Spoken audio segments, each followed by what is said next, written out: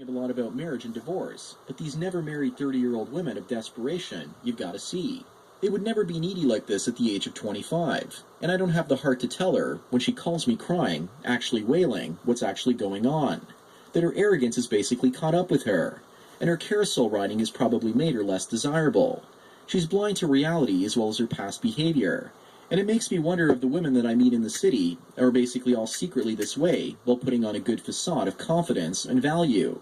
It's been instructive to watch this happen over the last 10 years, and I don't think I can actually tell her the truth. I welcome your analysis, Sandman. Well, Chris, thanks for your observations as well as donation. You see, I for one have no remorse for women like this anymore. Did we as men in our 20s get sympathy and remorse from women when we couldn't get a date or find a woman to be with when we were in our teens and 20s? Women never went through the pain of being a man, and they'll never understand because even in their 30s, 40s, and 50s, they can still attract men. They just can't attract the good guys that they want, the guys they want to keep. That seems to be the main problem. They're going from caviar to sushi and complaining about it while the majority of men have been eating dog food our entire lives, or possibly even table scraps. Such are the problems of first world floozies. Chris, your friend is like many of today's women, which are no longer accepting reality. I used to firmly believe that once women passed the wall, they would realize it's now or never to have a family and find a man, and that they would just adjust their expectations and behavior accordingly, but they aren't. Your friend still has the high standards she had while she was in her 20s, and she will continue to do so until she's in her 40s, 50s, and even possibly 60s. Even when she can no longer have children, she'll pretend that she can as long as she doesn't hit menopause yet. I know women in their 40s and still think and act like they're in their 20s. The reality of age doesn't hit most women. They still think they have all the time in the world and act like it. And they act like the world actually owes them something. Men are adjusting to the new reality of getting older, but women aren't. By dating and dumping over and over again, we men have learned that women will chuck us into the garbage at some point so we don't get emotionally involved because of the pain of getting discarded, like a used feminine napkin, over and over again, has basically been too much for us to bear. So we become apathetic in our 30s and 40s to women. And women in their 30s need us to take them seriously and commit, because it's their time to land a man. But they have collectively damaged us so much emotionally that we'll never actually fit into their molds. Where have all the good men gone? They were emotionally, financially, and physically destroyed by the same women, asking that question, while those women were still in their 20s. But I also know that some women out there are getting desperate and willing to take table scraps. A couple of days ago I was catching up with that girl, Sailor Spoon, that I was sort of seeing this time last year. And because she's in her early 30s, she hasn't really gone through that panic stage yet, and I don't think she ever will. But as soon as that first noticeable gray hair shows up, as well as wrinkles show up, she'll basically start getting root touch-ups and doing her hair a couple times a month. And the guy that she's currently seeing is working 6 days a week at a dead-end retail job. He has no car, and he has no prospects, and he even has a son from a previous marriage. I told her point blank that he's getting what he wants from you, Miss Sailor Spoon, and he's getting intimacy on a weekly basis, and he doesn't have to pay for it. He's too poor to own his own car and take you out to dinner, and you're trading yourself for his commitment, a commitment to a man that in this case is passive-aggressive and refuses to communicate with her. And this guy is using her, and she doesn't even realize it, or maybe she does and she just doesn't care. The reason I started talking to her again was about starting a possible YouTube channel. And I thought that we could work together in a partnership, but boy was I wrong. She doesn't want to share the profits 50-50, and says it's her idea so she deserves most of the profits. But I could just as easily hire someone else to do what she does, and cut her out altogether. There's nothing unique about her skills, and she says that she's bringing her skills to the table, and that I'm not bringing as much to the table by myself. Well, let's look at what I'm bringing to the table, shall we? First of all, I'm bringing my work gear, cameras, teleprompters, green screens, sound and editing equipment as well, plus my skills and effort as well as energy. She, on the other hand, wants the majority of the money, but doesn't want to do as much work. Fuck no, they don't. She still thinks she's young and pretty enough to get what she wants. Nope. But the panic is not set in, and like I said earlier, probably won't. I don't think that she'll ever realize that her value decreases with time. And Chris, I don't think your friend will either. Time. To her, she's still that 21-year-old woman that could basically get all that male attention. And she will blame anything and everyone else besides herself at this point. There's nothing for her to panic about because she's pretending not to see her true marketplace value. When you've seen yourself as a special snowflake your entire life, how can you possibly start looking at yourself as a pile of horse manure? If a woman doesn't look in the mirror, then she doesn't see the wrinkles and gray hairs, so they aren't really there. She can just keep on keeping on. Nothing to see here, folks. Just keep moving along. Yes, these women are desperate, but they also won't show it physically. They'll continue to behave like entitled princesses, but will also pretend to be desperate. Their pretend game is about making people feel shame for them, so that their friends and families will point them to guys that they can date. They don't believe that they're desperate yet. They're just trying to get everyone else to do the work for them in order to find a man. While they were in their 20s, they could possibly get 10 guys a day to basically go out on dates with. But now they're in their 30s and they can only attract 5. And by selling a sad story to everyone, they're hoping that their coworkers, friends, and family will find those other 5 guys so they don't have to. Dating apps like Tinder are a complete ego boost for older women these days. They don't even care about dating those guys on Tinder. They just want to know that guys still find them attractive and are willing to contact them. Yesterday I was on Tinder and saw a woman that was 6 feet tall and looked like half her face was badly burned in a fire. I swiped to the right just to see what would happen, and lo and behold, we matched. I'm guessing that she swiped to the right on every single guy on Tinder. So I contacted her a few times, and she never got back to me. Her intention was never to really go out on a date, but neither was mine. Instead, it was an ego boost to know that guys were still after her. Women are desperate for a good man. They can get all the men that they want, but the good men with money and status are elusive. They're just as elusive as when they were basically in their 20s. Men with status and wealth are wising up to their power, and that's basically what these trollops don't want. As men, we age and we get more power, and women just panic when they get to 50 or 55. But before that point, most of them suspend their disbelief and pretend to behave like they're in their 20s instead of acting their age. But it takes many men well into their 30s and 40s before we realize that we gain power while women lose it over time.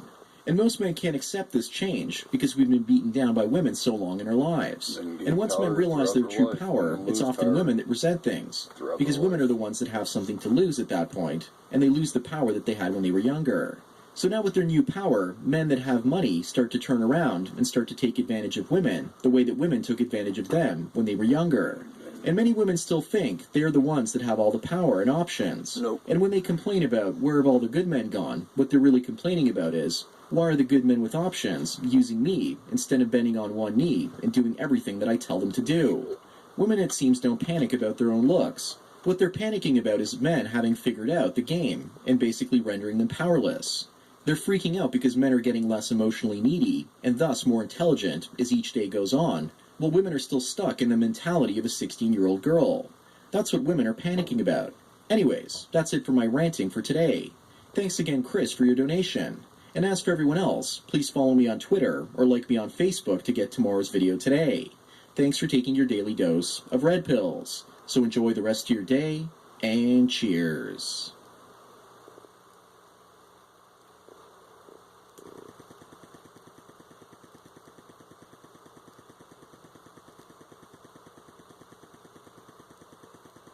Hi everyone, Sandman here. Today's video is brought to you by a donation from Neil, and he didn't have a specific topic that he wants me to cover, so I'm going to cover something I'd like to call pornhibition. In the late 20th and early 21st century, we've now seen the explosion of online adult content, and with it we've also seen growth in MGTOW. And I now want to explore the idea of how adult imagery is influencing men, and what banning pornography would do to MGTOW. MGTOW generally grew in tandem with the proliferation of free graphic imagery and online video, and it gave men options that we've never had before to relieve our frustrations. But now countries such as Russia, England, Iceland, Australia, and even South Korea have either restricted or banned online adult material, or they're actually thinking about it. Russia has now joined China and most of the Muslim world in banning adult materials over the internet. And I can't believe that South Korea has also completely banned it as well. Russia is closing hundreds of adult entertainment websites and banning other ones from even entering the country. Iceland has also banned all adult printed publications and closed down all strip clubs, and is even thinking about banning all adult online content. But in places like the United States, things seem to be heading in the opposite direction, because now Oculus Rift has a relatively firm release date for the winter of 2015, probably just in time for Christmas. And you can now just imagine how the entire adult entertainment industry is going to have a resurgence with virtual cams and films shot in 3D Matrix-style videos. Facebook owns the technology, and its stock will probably erect itself further if they can come to market first, no pun intended. I know the line is pretty cheesy, but I just couldn't help myself. There you go. America, it seems, is moving full steam ahead to enable ever greater adult expression, and I can't wait for Oculus Rift in late 2015. Adult entertainment is about to go through a major renaissance in one part of the world, while the other part of the world tries to ban it outright. Right now, with Oculus Rift, all you can get is the developer's kit, which is 1080p. But the new consumer version might actually be 4K. And at such high resolutions on a small headset, it will probably look more real than the real thing. You'll be able to see every single pore on a person's face in stunning detail. And even Sony is planning to release their VR technology called Project Morpheus. HTC has Valve, and Microsoft is currently developing its own HoloLens technology. This is the next revolution in computing and pornography. Pornography! And it's always the first thing that changes with regards to technology. But at the same time, porn is now being banned in places like South Korea, the land of the Samsung. I'm adding an article from USA Today in the description below talking about what's happening in South Korea. And here's an excerpt from that article. Moon Tai Hao is among the first successful members of the Nuri Cops, roughly called Net Cops. A squad of nearly 800 volunteers who help government censors by patrolling the internet for pornography in their spare time. Unlike most developed nations, pornography is illegal in South Korea, though it remains easy for its tech-savvy population to find. More than 90% of South Korea's homes have high-speed internet access, and more than 30 million of its 50 million people own smartphones. It's like shoveling snow in a blizzard, Moon conceded. But while there's no chance of the government will wipe out porn, it also shows no sign of giving up the fight. In fact, it has responded to several recent high-profile sex crimes with a fresh crackdown. So there you have it, folks. If some countries in the world are trying to eradicate adult entertainment, then what makes you think that yours won't? And if men refuse to marry and procreate in the future, forget a possible bachelor tax. Instead, banning pornography would probably be a win-win for feminists as well as the government. Ironically, the violent crimes rate goes up because men have less outlets for their frustration, and that would only fuel the fires of feminism. You see, if adult content was banned in a particular place, and violence rose against women, then this would just give the state and feminists more reasons to take away more rights from men. And without pornography, the birth rates will probably go up as well. Because we men, again, have less of an alternative for our sexuality. We can draw on the walls, man. Draw on the walls like we used to. The government would probably want it to. And if it's true that pornography is the main factor reducing the population of advanced first world and second world nations, then why are places where it's banned, such as the Middle East, seeing their own birth rates cut to almost a third in some countries over the last 40 to 50 years? A combination of feminism, working women, and women having control over their own reproductive rights and contraception is actually the main factor regarding the decline in birth rates. Talk about the women's liberation and feminism is truly what's responsible for less babies. But again, it'll probably be blamed on men at some point, like everything else is. Like 70% in my research, I've also been surprised to learn about how adult material is controlled in Australia. In the Australian capital region of Canberra, as well as the Northern Territory, it's perfectly legal to sell, exhibit, or even rent X-rated materials. But anywhere else, you can only own them, but you can't really purchase them. So that basically means you can own them, but you can't buy them. That's like telling people it's perfectly legal to eat food, but you make the sale of food completely illegal. It's completely insane. Or that you're allowing people to drive, but if you purchase a car and do so, that's considered an illegal act. But so far there really hasn't been any regulation of the online pornography business in the land down under. Then you have places such as England, which has recently put restrictions on producing and consuming certain types of adult material. Fuck England, they did that on purpose over there. I also found many places online where women were debating if they should ban pornography because it's degrading to women. On debate.org, which I'm adding in the description below, you can see the same stupid feminist talk that we should ban it because it dehumanizes women. Women choose to be in it. They choose to be in it. And then there's always the argument that it destroys families as well. But last time I checked, it was women that initiated divorces in most cases. And saying that porn destroys families is a sneaky attempt to shame and blame men. A lot of women watch porn too. The votes on that site are currently 78 to 28 for banning pornography. I think that eventually, if birth rates continue to fall the way they have, and men aren't getting into marriages and relationships, then women will probably vote in political candidates that'll attempt to take adult content away. And the government will also see it as a beneficial thing to do in order to boost population growth, so it can tax the young to pay for the social services of the old. On debate.org, I also read some really irrational arguments, such as adult materials turn women into slaves. But I don't see how a woman getting thousands of dollars to record herself on video, of her own free will, is considered enslavement. That's like a woman saying that food companies are responsible for making her fat.